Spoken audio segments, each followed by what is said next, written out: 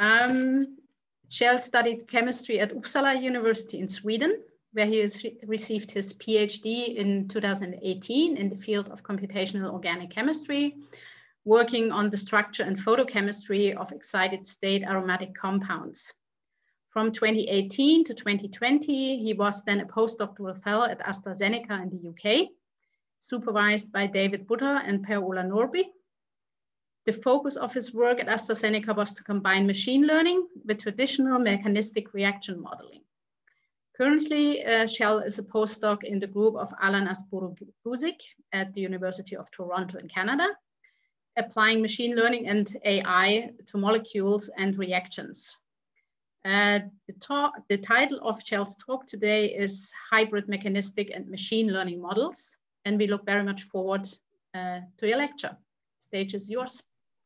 Thank you, Susanne, for the introduction. So I just want to check that you can see everything fine and you can hear me. Yes, it looks fine. Okay, thank you. So first of all, I would like to congratulate Rajat and the other organizers of this conference.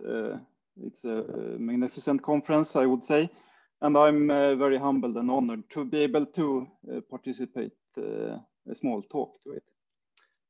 So the second thing I would like to say is that although I am now a postdoc at the University of Toronto with Asburu-Guzik, and also co-affiliated with Chalmers University of Technology in Gothenburg, Sweden, the work that I will be presenting to you today was done at AstraZeneca in the UK. Let's see.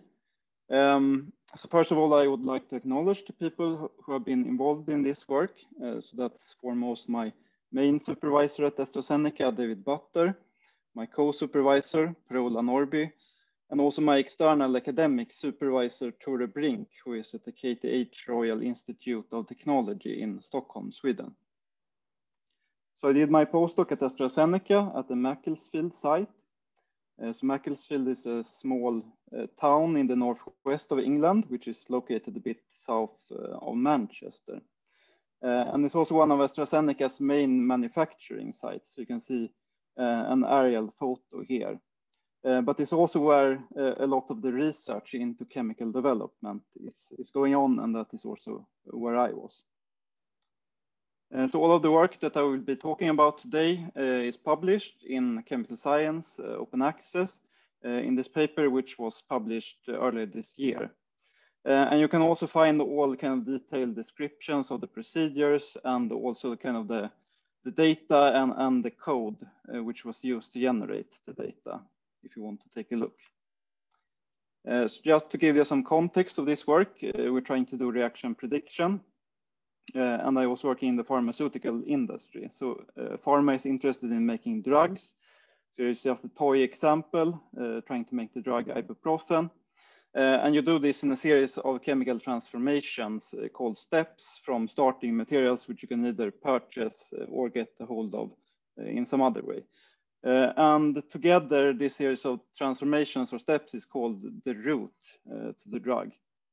And as what we would like to do with reaction prediction is to be able to answer questions, typically for kind of individual steps of this transformation, such as will the step for the transformation work and will it be selective?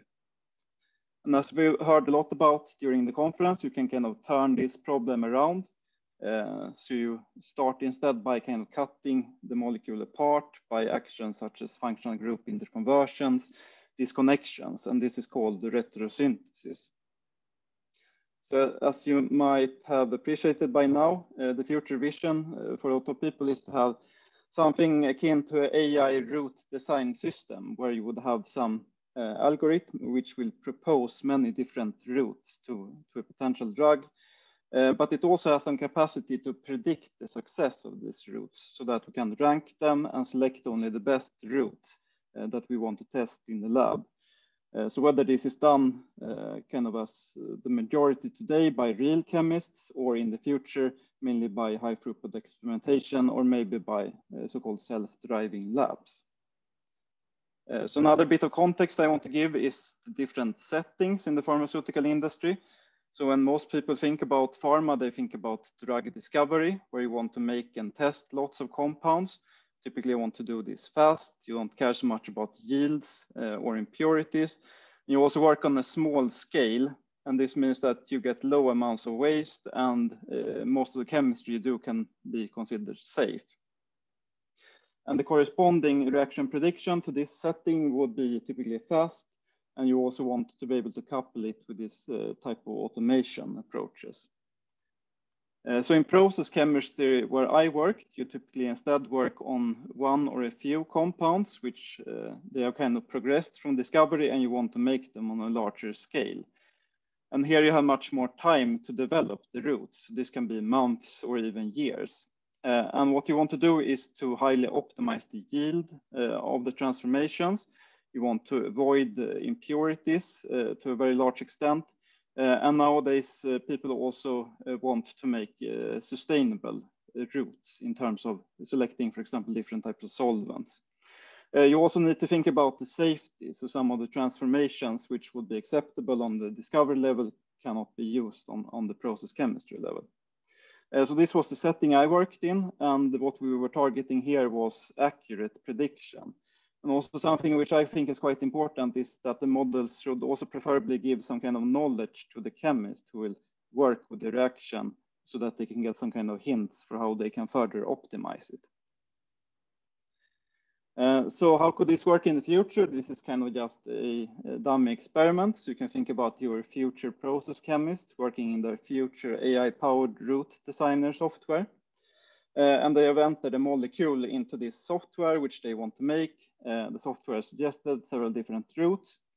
And thanks to advances in AI and machine learning in the preceding years, they also have access to a predict button, which they press. They wait some time, and then they get some kind of indications for whether this reaction or this route would be viable, and also some assessment about what the potential selectivity could be. But maybe more importantly, they could also get some indications for how they could work with the reaction in terms of, for example, working with general acids or bases, and also different types of solvents.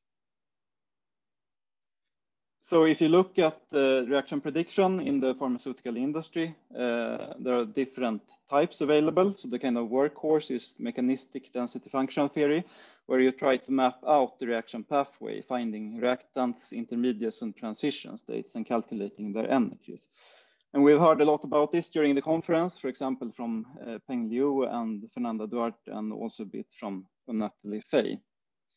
We also have the QSRR, or quantitative structure reactivity relationships, which has been championed by the group of Matt Siegman and others. And what you want to do here is to describe your reactants in terms of reactivity descriptors, which are typically taken from physical organic chemistry. So that could be things like charge, thermal parameters, and so on. And you want to correlate this description of the reaction with a certain outcome, for example, yield, rate, or stereoselectivity. As we've also seen during the conference, we have during the last years seen a rise in the use of deep learning. So these models are usually trained on large reaction databases. You have a model, typically a deep neural network or similar, and then you can predict things like feasibility, side reactions, and conditions, as we saw, for example, from the talk of Connor Coley. So what we wanted to do in this work is to combine two of these approaches, the mechanistic DFT and the QSRR, into something which we call a hybrid model. And you could see this in two different ways. Either you could see it as kind of trying to improve mechanistic DFT, the results from it, so that they become accurate enough for a certain application or reaction type, or you could see it as kind of introducing a more physical aspect into the QSRR through more like mechanistic type descriptors, for example, from the transition states. So what we were targeting for this work is activation energies. So the activation energies is basically the barrier height of the reaction, which determines its rate. You can also consider reaction at different sites in a molecule. So they would have their own associated barriers, and the difference here would determine the selectivity, which isomer is formed. So if we have activation energies, we can use that to predict both absolute reactivity, will the reaction work or not, but also think about things like selectivity, and we also have a natural way of incorporating temperature and solvent effects. And I should mention also that there's been a lot of work in the area, in the QSAR community, trying to predict the reaction rates by the Warneck group, as we heard in Professor Warneck's talk. So what we targeted for this work is the nucleophilic aromatic substitution reaction. So this is a reaction where we have a nucleophile coming in and displacing a leaving group on an aromatic core. So this reaction is very challenging to study with traditional DFT. One of the reasons is that we have these anionic compounds, and that also leads to very strong solvent effects. We also have a choice in mechanism between stepwise and concerted, which has been kind of emphasized a lot in recent years. And we also have the possibility of acid and base catalysis, which is quite hard to capture. On the plus side, if we can accurately model this reaction, it's also a very important reaction. So it comprises around 10% of all reactions carried out in the pharmaceutical industry.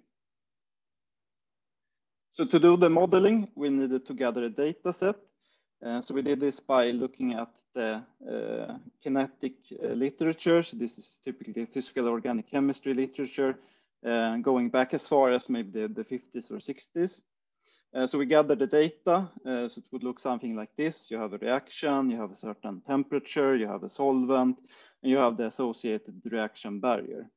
And we can see that we get a quite nice distribution in terms of activation energies, different nucleophilic atoms and different leaving group atoms, even if there is some bias in the data set. And to do the mechanistic modeling and the descriptor calculations, we wrote a what we call a reaction platform in Python, which automates all the mechanistic calculations. It also calculates descriptors and stores the results in the database, so we can easily retrieve them with Python. So this would typically take on the order of a number of hours, in severe cases up to a day, to run one reaction through this workflow. So I want to give you some feeling for how it works. So we take this kind of example reaction here. And what you give the program is a text representation of the reaction, what is called the reaction smiles. And the first thing the program will do is to determine what are the reactive atoms here. It will then go ahead and optimize reactants and products, as well as the intermediates. And it will go on to do bond scans of the reactive bonds to try to find approximate locations of the transition states. And then finally, it will do a full optimization with DFT of the transition state. And we do all of this with a combination of semi-empirical methods and DFT to try to speed up things as much as possible. So during the course of the project, we also noticed that we need to address a bit more closely some of the challenges you have when trying to model complex chemical reactions. So one is conformational flexibility, and we kind of solve this by using conformational sampling and selecting the lowest energy conformer. And here we're relying quite heavily on the CREST software from the Stefan Grimmy group. We also needed to have a better treatment of ionic reactions in solvents, where we use an implicit explicit solvation model, which is also available in the literature. And then we also had some attempts at kind of trying to do acid and base catalysis. This was only done on the prototype level, but we tried to include this explicitly in the calculations. So here is, for example, a general base interacting with this nucleophile. So to give you some kind of feeling for how important this is some of the preliminary data we used, trying to correlate the DFT barrier with experiments. We have DFT on the x-axis and experiment on the y-axis. And this is a very limited conformational sampling, just using a force field of the reactants. We see almost no correlation with experiment. But when we introduce full conformational sampling using CREST and so on, we get a quite satisfactory correlation, and we believe that we could build on this to try to improve this with a hybrid model. So we describe the reactions in terms of descriptors. So here we have both electronic, steric descriptors, but also descriptors relating to the environment, which is the solvent. And importantly for the hybrid models, we include descriptors from the transition stage, such as most importantly, the activation energy, but also things like bond orders and charges. And here's just 3 examples. So the local electron attachment energy, which gives tries to quantify the electrophilicity of a certain region of the molecule. The average local ionization energy, which does the same thing for nucleophilicity, and the solvent accessible surface area, which quantifies kind of how sterically accessible a certain atom is. So with this representation of the reactions, we could take the data set and map it out with dimensionality reduction. So we did this in both unsupervised way using PCA and the supervised way using PLS and UMAP. So here we can see a quite nice separation in terms of different nucleophilic atoms and leaving group atoms. And for the supervised dimensionality reduction, we can even get the more fine-grained decomposition. So we used also an alternative approach for mapping out the reaction using the RXNFP from the IBM team. So the RXNFP is basically an internal representation which exists in the IBM reaction classification model. So what you do is to put in your reaction smiles, it's kind of processed by the model, and then in the end you will get this RXNFP, which is basically a 256 dimensional vector. And you can use this vector for various purposes. It's a reaction representation. And one way is what we did is to feed it into the TMAP tool from the Raymond group, where we can construct these reaction trees. And you can see that we get a very nice separation between different nucleophile classes and also different types of leaving group atoms and leaving group classes. So with this reaction representation, we constructed the final machine learning models to try to target activation energies. So here's the results, which we looked at during the model selection, and we compare, first of all, to DFT. So we can see that we can improve upon DFT, about 70% reduction in the error going to the hybrid model. And we can see that the raw DFT results are actually not better than just guessing the mean of the activation energies of the training set.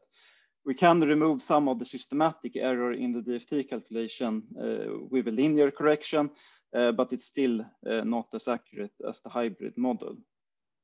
We also looked at different machine learning models, going from simple linear regression to introducing non-linearity, for example, through random forest.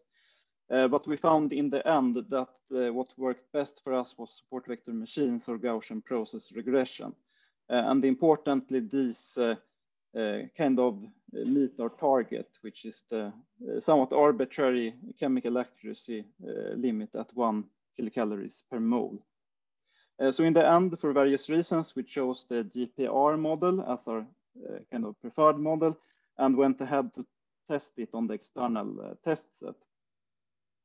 And we can see that it performs very nicely. So it's in line with what we expected from the model selection. And one aspect I want to point out here is that we get these error bars, which you get kind of inherently from the GPR model. And this is important information also to give to the end user so that they can kind of determine if they trust the prediction enough to make a decision based on it. Something else we looked at is the influence of different feature sets. So here we compare the full hybrid feature set, one where we have removed the transition state information and also the RXNFP from the IBM group.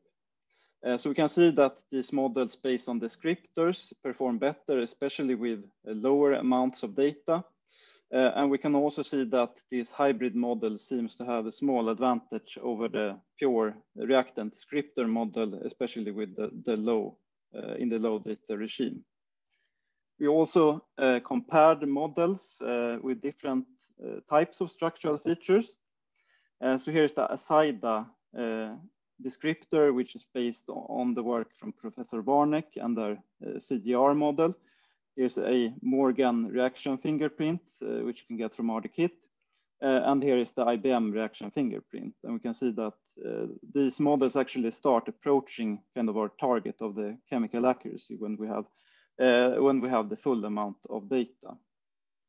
Something which we also experienced is when we investigate the radius of the Morgan fingerprint is that actually the standard of 2 is not appropriate for this reaction. So here we would need to go to a radius of 3. And we try to interpret this chemically in terms of the effect of substituents on the aromatic ring. So we kind of argue that to capture the effect of these para substituents, we would need a radius of at least 3, and that would be the origin of this effect here. So as another type of validation of the model, we looked at selectivity prediction. And here I want to emphasize that the model was not explicitly trained to predict selectivity. This is kind of just an outcome of having the activation energies, but nonetheless, it's kind of an additional validation of it.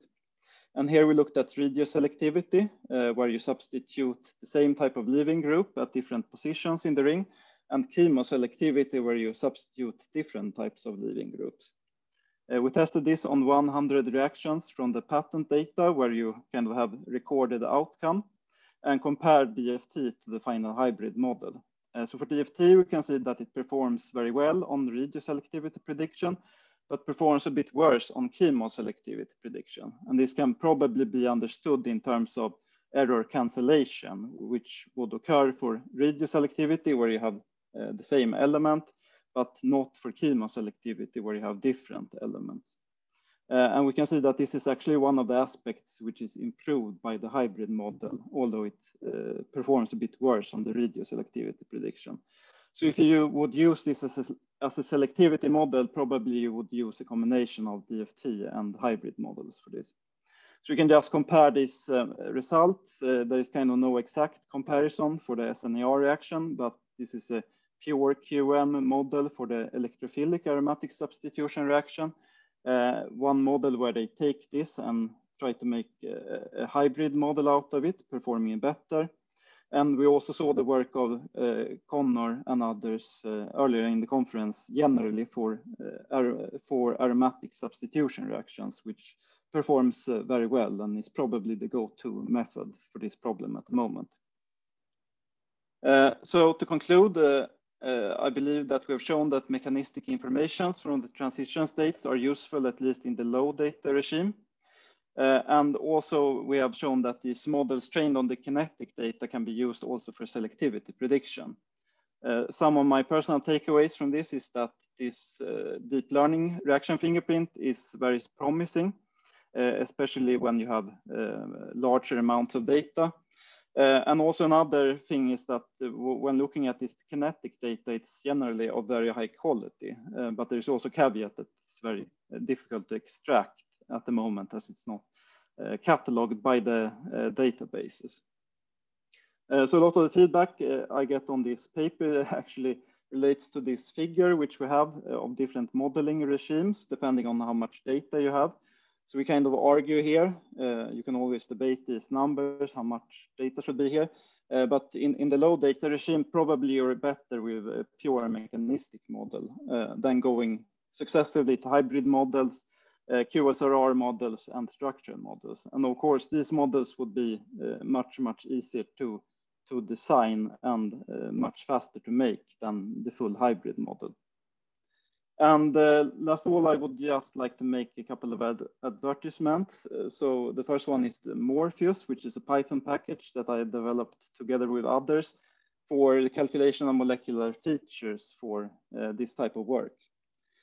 So it's very easy to install either through pip or conda. You can use it both in a library mode, import it into Python, or as a command line script. And it has a number of different descriptors implemented. And if you want to know more about this, you can go to the GitHub, and there's also quite comprehensive documentation.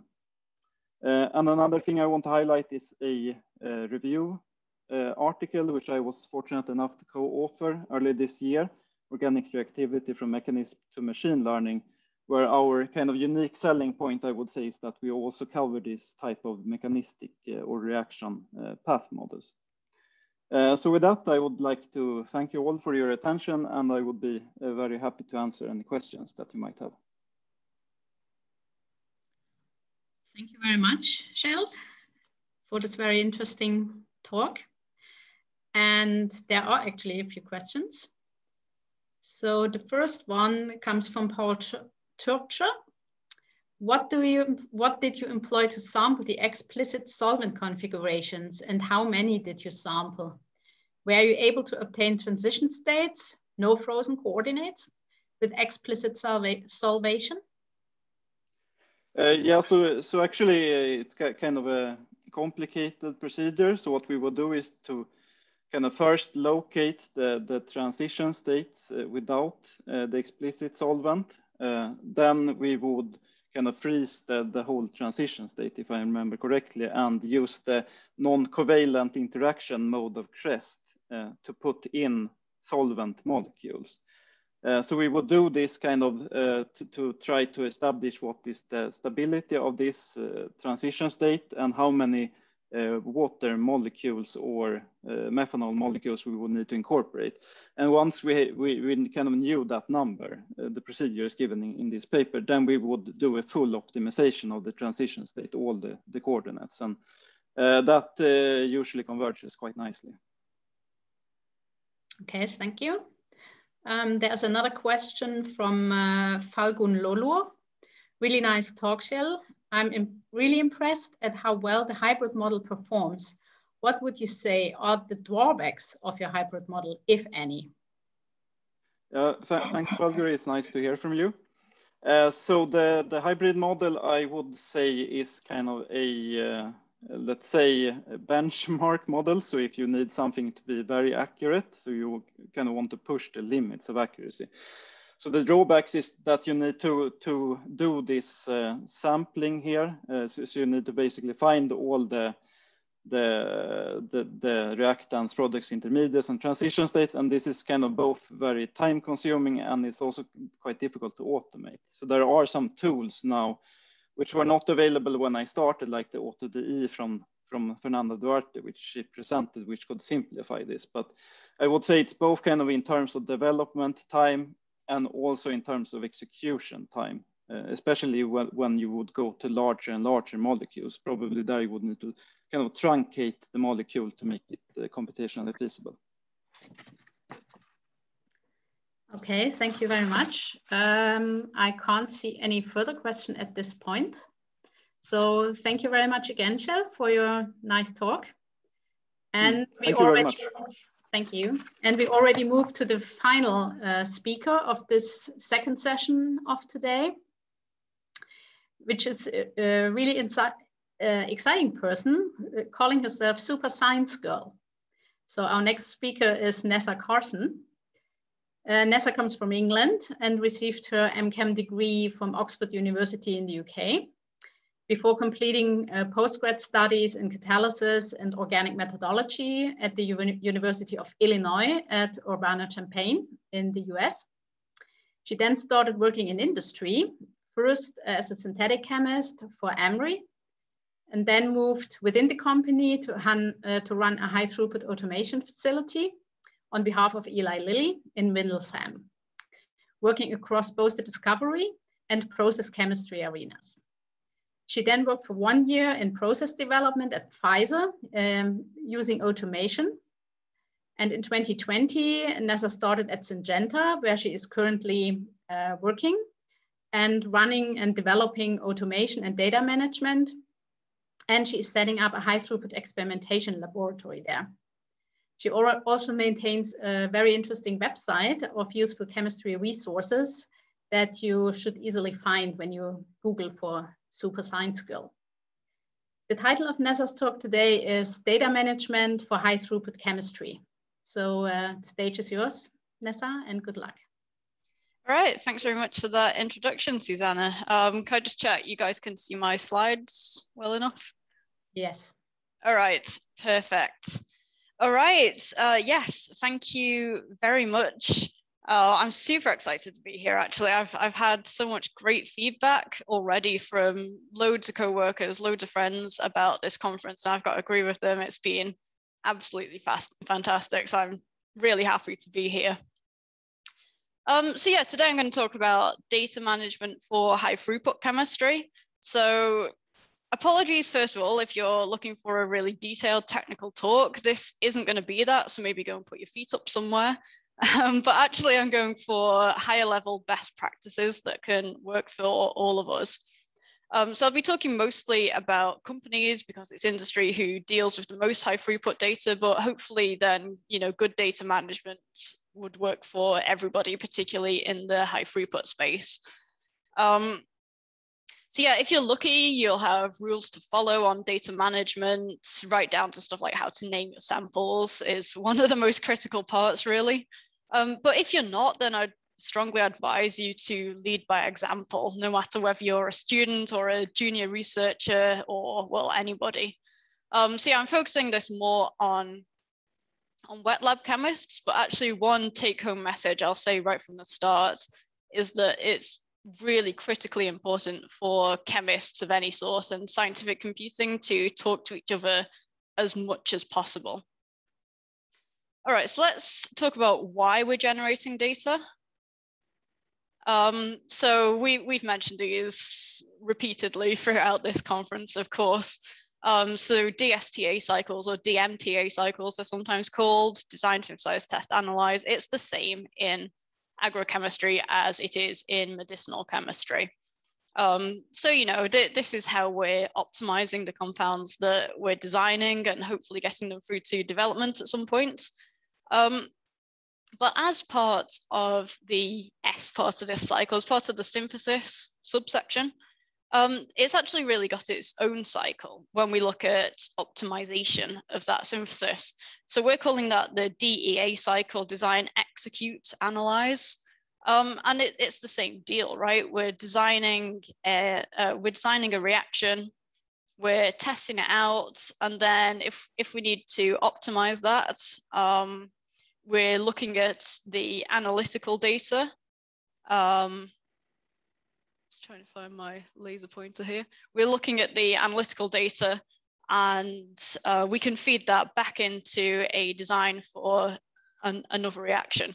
I should actually say this isn't just part of the S part of the discovery cycle. Of course, this is critically important in process chemistry as well, and in all other areas of chemistry. And actually, I think that's one thing that's really fantastic about working in high throughput chemistry.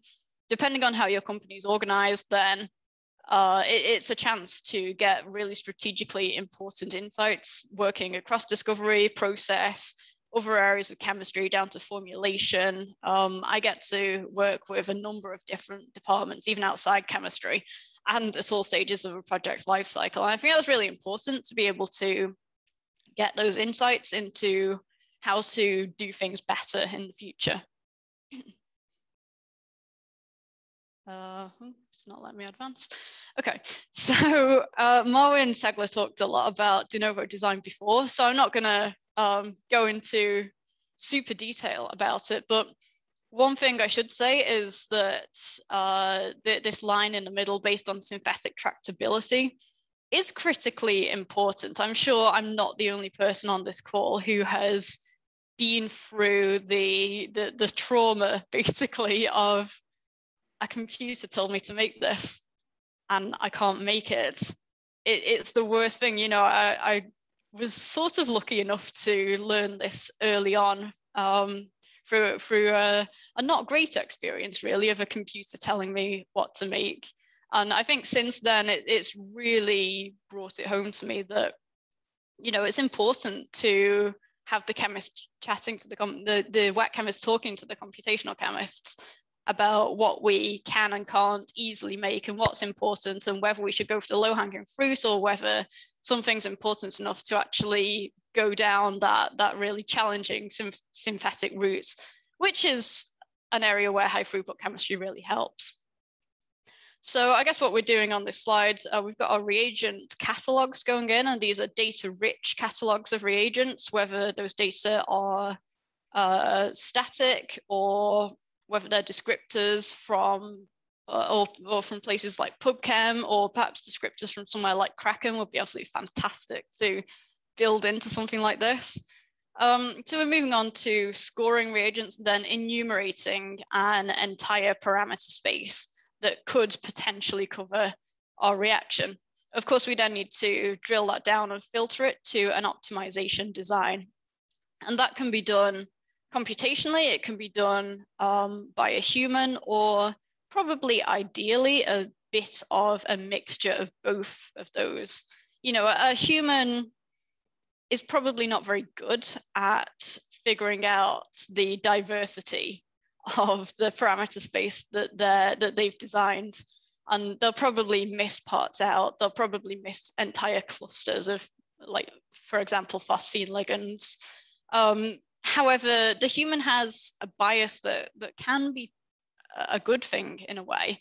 And with the paucity of data in the research, with the lack of some areas of good data in the literature, particularly in the cross-coupling space, which is where high throughput chemistry tends to be really important, then I think it's quite good to remember the chemist's chemical intuition and experience and knowledge of those particular reactions.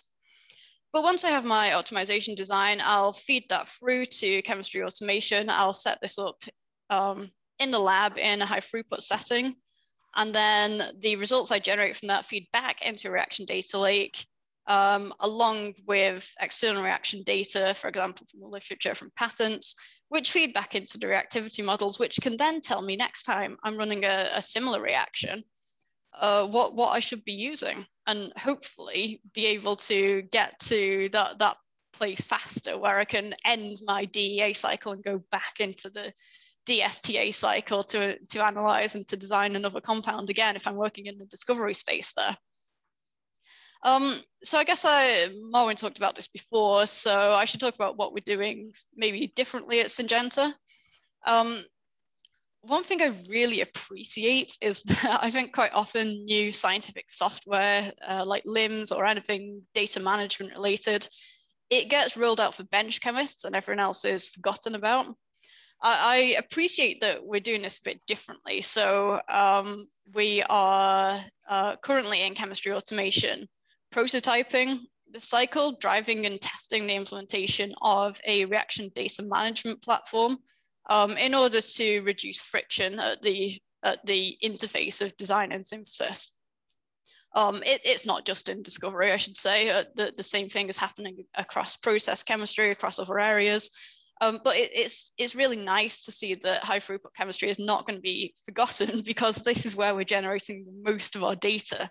And this is going to be critically important for a reaction data lake, because, you know, a high throughput chemist may be generating 200 samples on an average day, for example. So yeah, these data are going to be critically important. Well, I guess I should, sorry, I guess I do like to try and keep an eye on the industry to see kind of who's keeping on top of data issues. That's within pharma, within agrochem. I think that all companies are at different stages of their data journey and at journeys towards digital transformation. But within companies, there's often different stages of data aptitude between different departments or sometimes different sites. So yeah, I think there are big companies in the small molecule space that are very aligned company-wide, but as an industry, we're not really there yet. And the fact is, we are all more efficient when we work together. So something that's really important to me as a reaction optimization chemist and a sometime high throughput chemist is just to be able to see analytical data from chemist requesters. So if one of the bench chemists has a reaction, they can't get it to work, they want to give it to me and my robots to make it happen. And things are most efficient when I'm heavily involved, or my colleagues in high throughput chemistry are heavily involved in designing the screen, because, you know, we know a lot about screens, we do tons of them, we have the high throughput mentality. But if I don't know what's gone before, and if I can't really interrogate it myself, I'm going to have to go broad, I'm going to have to try and cover every possibility. And that quite often might mean repeating hypotheses that have been tested, which is a waste of time and a waste of material.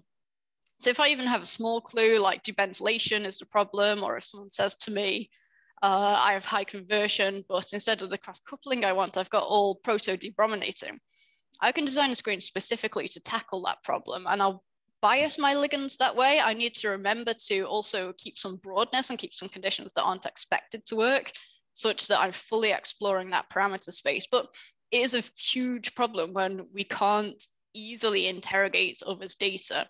So I found that when I'm working in a strongly aligned data environment, bench chemists are happy to interrogate my data too. I'm looking at theirs.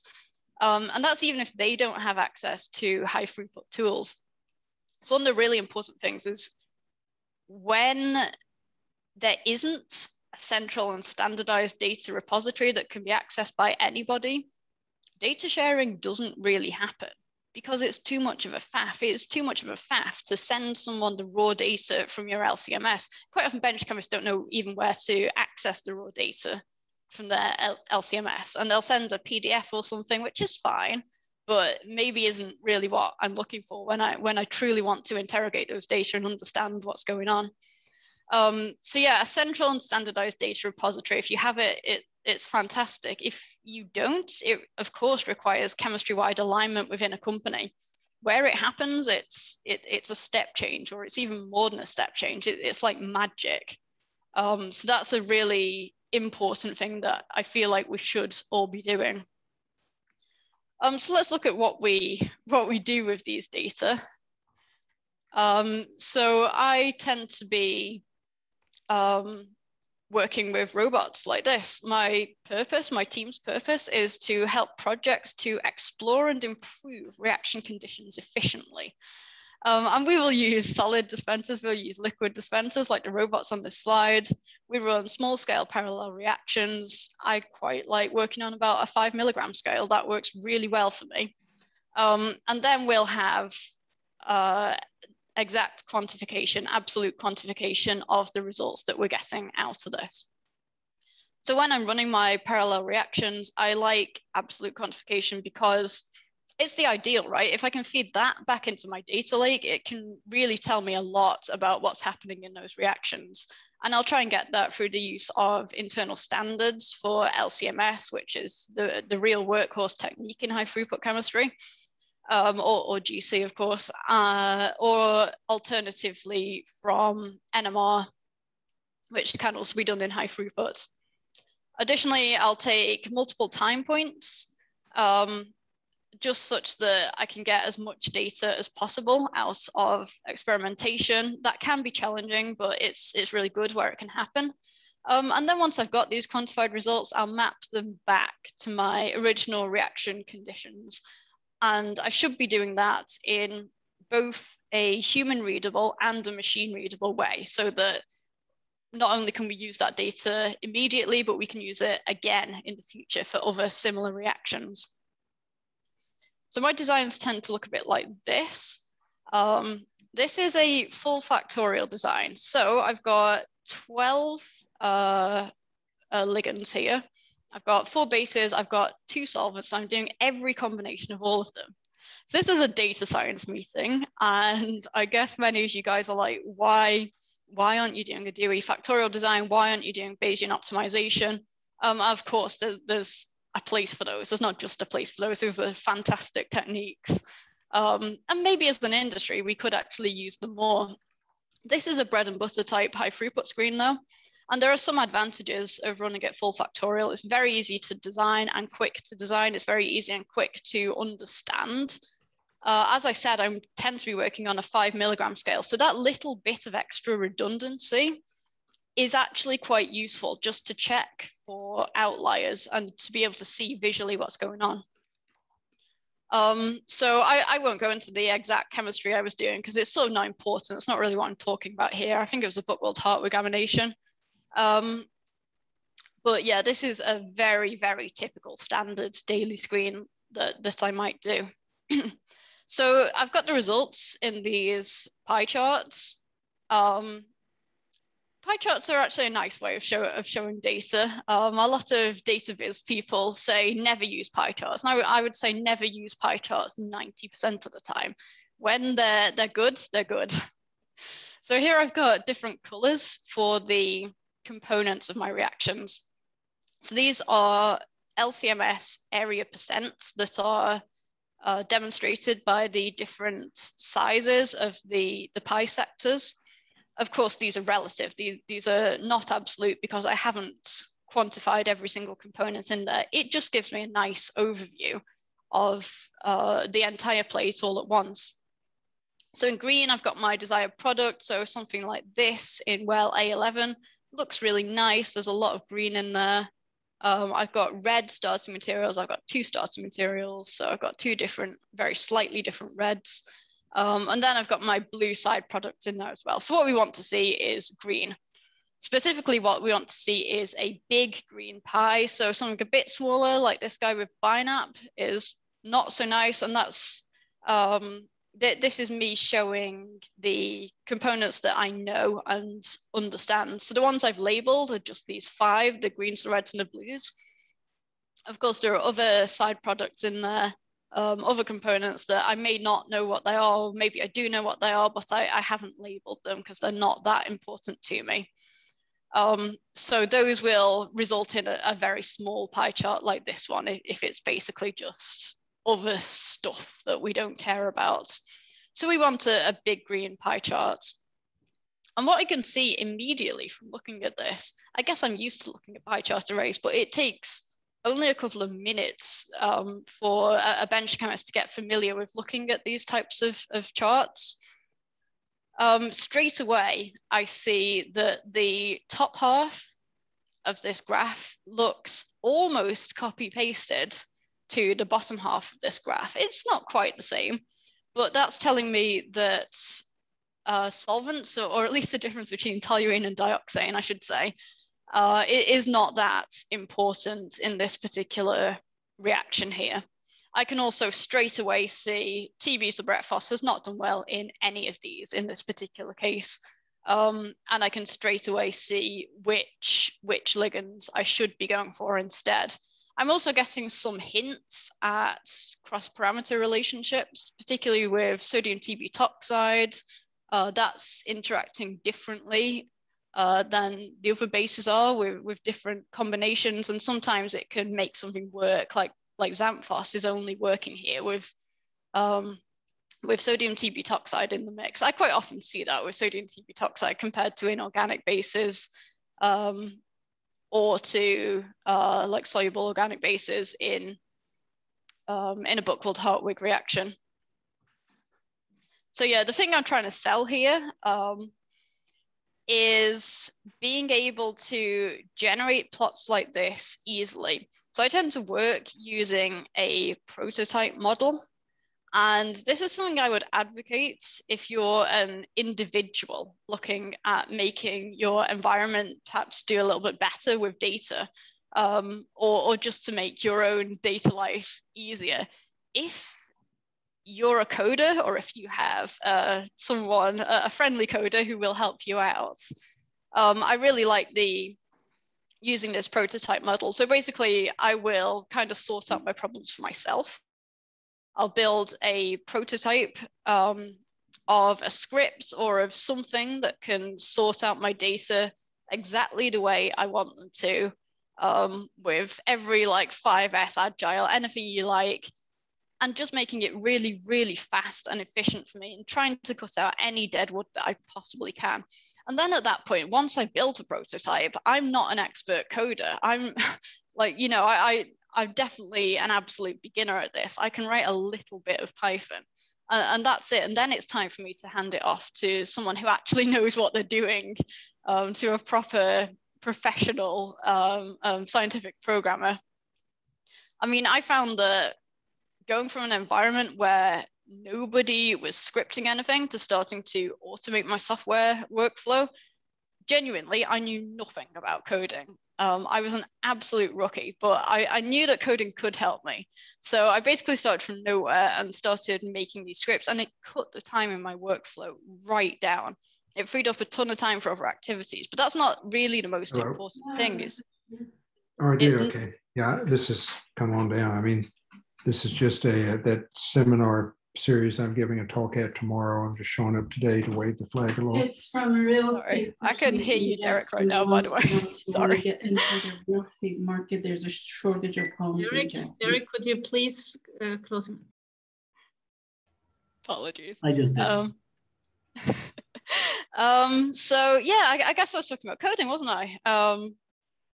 So yeah, I guess I found that as soon as I tried any automation of my software workflow, it's not just the efficiency gain that was really important, but just placing all the manual computer steps at the beginning of the experiment made a huge difference, because I didn't have to keep going back and keep doing computational steps, which is quite difficult when you're in the lab and running between meetings, running between different experiments all the time.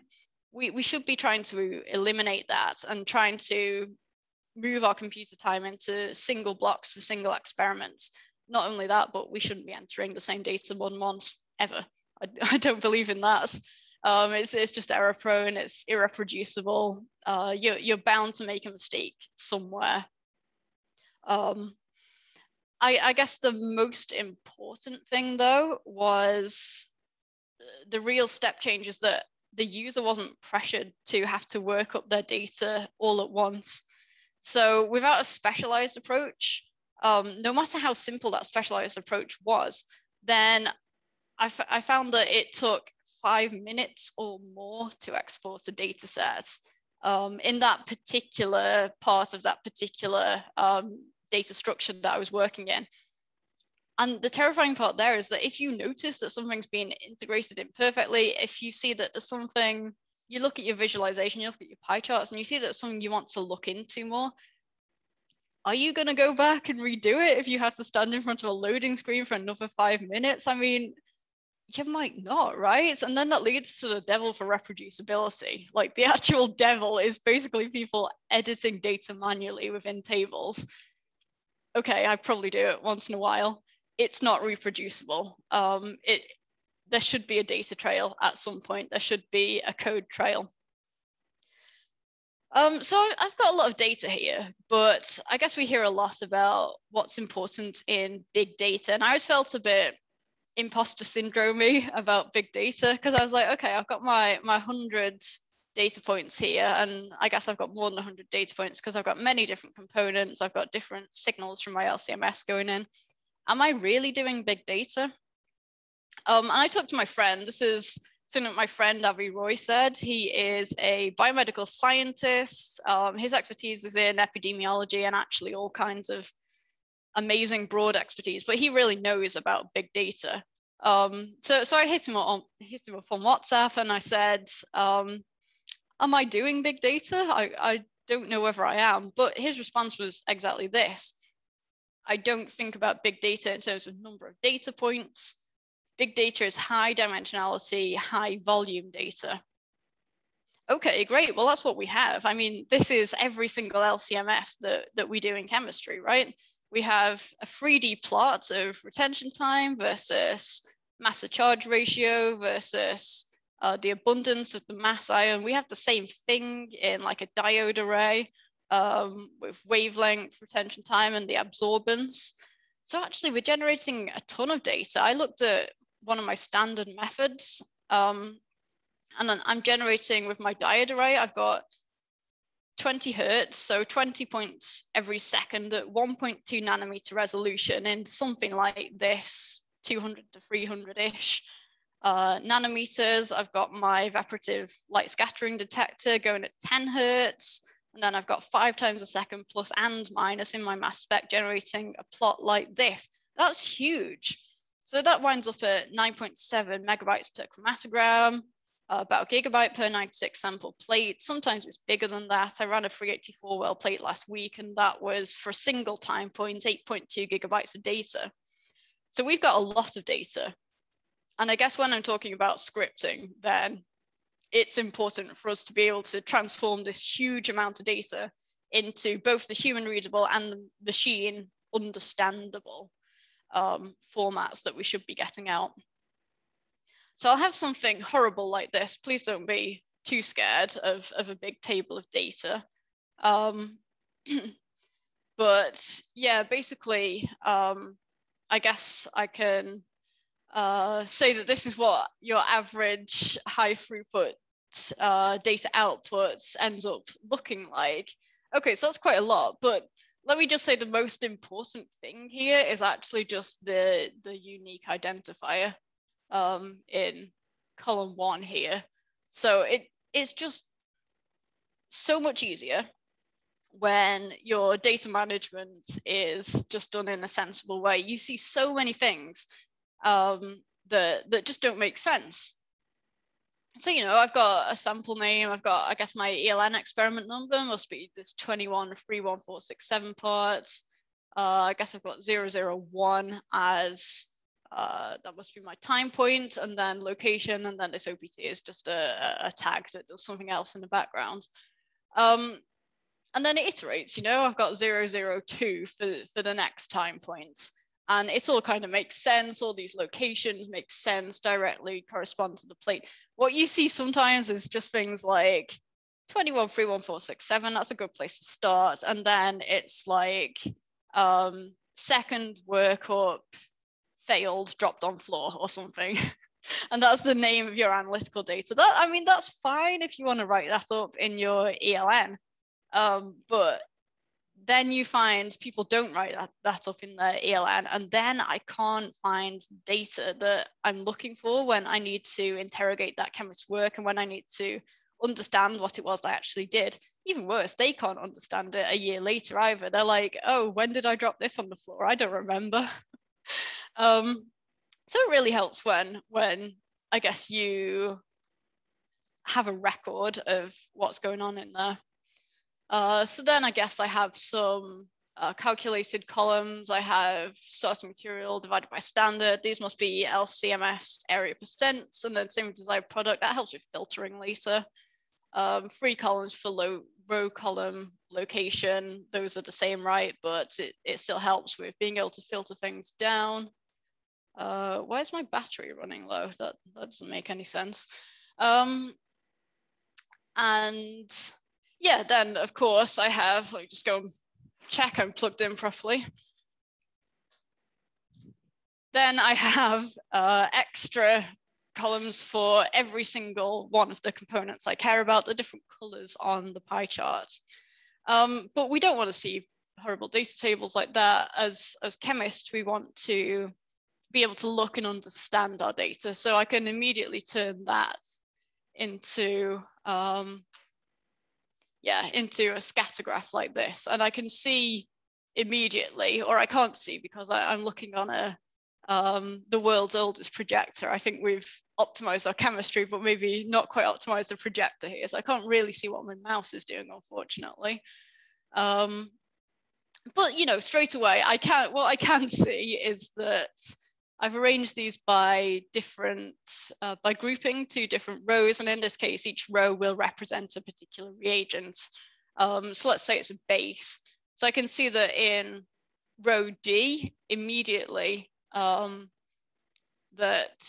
we're doing a little better from time point 1 to time point 2 generally. And then same with row F, but they're basically the same. So I can basically see straight away that with those particular bases in row D and row F, that the reaction is essentially done by time point 1, which is an hour in. That's really good news.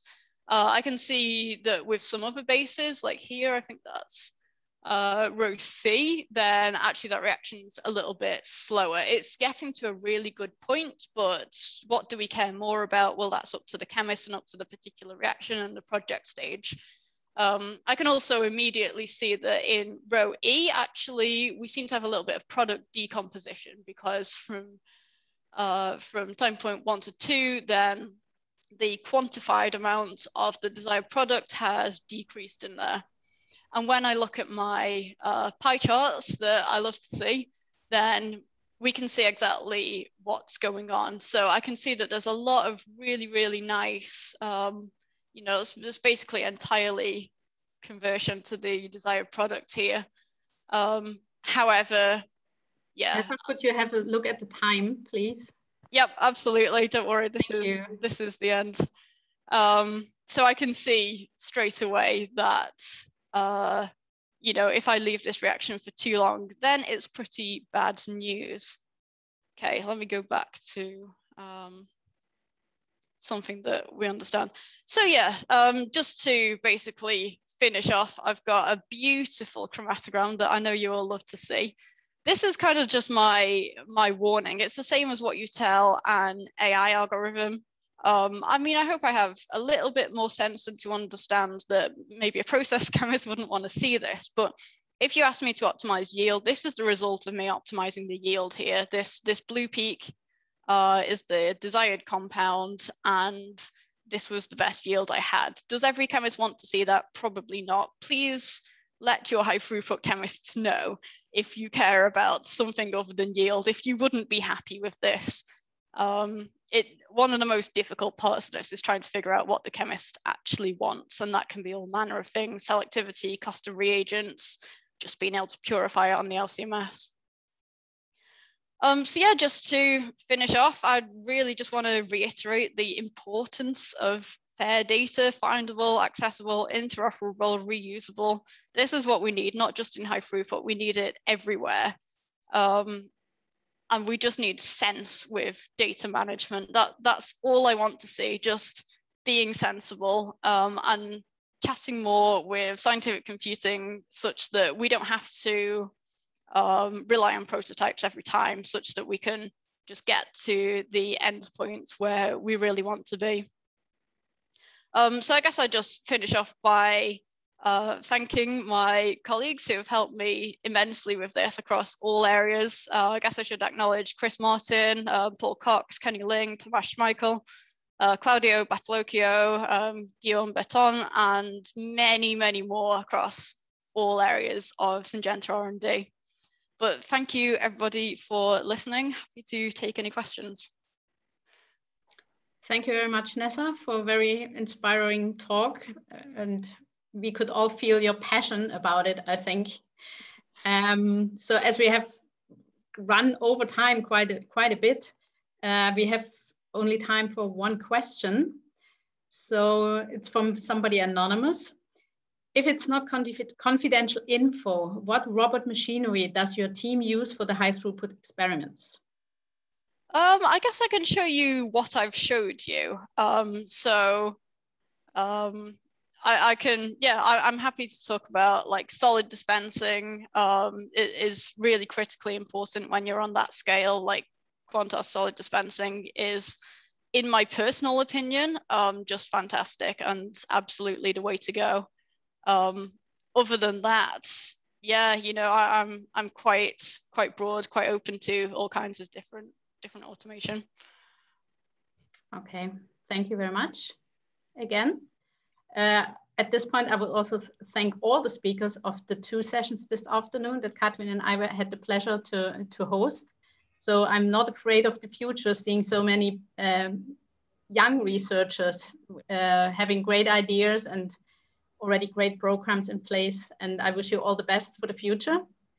And thank you again for your talks and also the questions and discussion. Now I hand back over to Rajat. Thank you so much, Susan. So we are going to have a 20 minutes break. Please come back. And the other side of the break, we are going to have one incoming assistant professor and another just tenured associate professor. So with that, see you in 20 minutes.